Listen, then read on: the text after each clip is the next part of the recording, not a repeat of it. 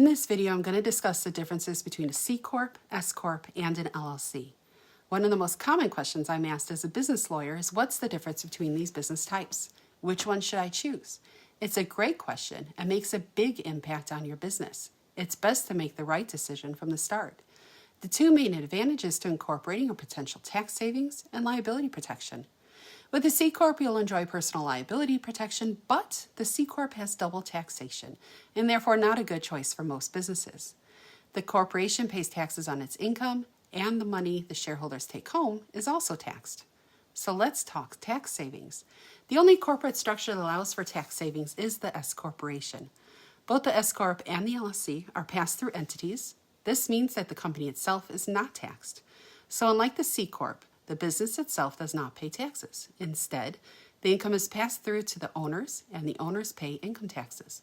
But the S Corp is where it's at for a potential tax savings of 7.5%. In simplified terms, this is achieved by splitting the income in half. The first half is salary to the owners, where each owner pays the usual payroll taxes, including FICA and Social Security. The second half is paid to the owners as a shareholder distribution, bypassing the payroll taxes. But there's a trade-off. There are more tax filings to do throughout the year, and extra costs of filings usually isn't advised unless the company is making about $20,000 or more per year in net profits. Not there yet? It's okay, you have options. You can start by organizing an LLC. You can work on building the company, reinvesting the income into the company, and when you've reached that $20,000 mark, you can then elect to have the LLC taxed as an S corporation at that time. The LLC allows for that flexibility. Just keep in mind, you can't change that tax selection from year to year to fit your needs. Once you elect not to be taxed as an S Corp, then you have to wait another 5 years before electing it again.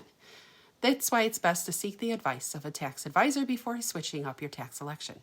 Whether your business is an S corporation or an LLC taxed as an S corporation, you do have to qualify for this tax selection, but it's pretty simple. The company has to have 100 or less shareholders, not be owned by a foreign citizen, and must not have more than 25% passive income. Now, passive income will often come into play if the company is investing or owning property, or a partner is not actively involved in the business. In that case, then an LLC would be more appropriate. Let's move on to liability protection. The three best ways to protect yourself from personal liability is incorporating an S Corp or LLC, a good contract, and business insurance. Now you can work with your insurance provider for insurance, and we're going to have a guest expert on that topic in a separate video.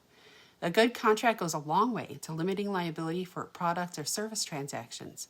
But even with insurance and a good contract, personal liability will still cling to you as a business owner unless you legally separate the business from yourself by creating a corporation or an LLC. So which is better for liability protection?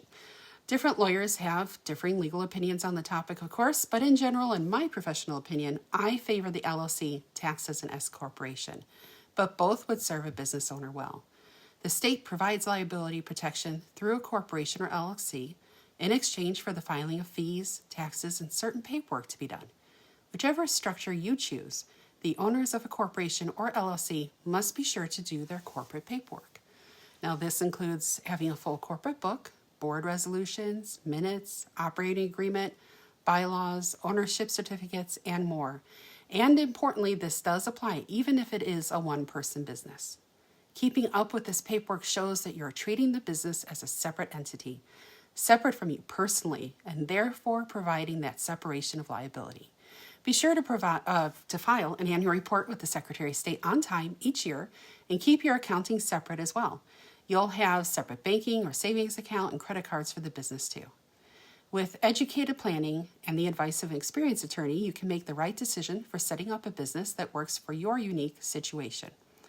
Please call me for a free consultation and we can work out a plan that's right for you, and view my other videos for more details on the related incorporating topics that we discussed here today. Thank you.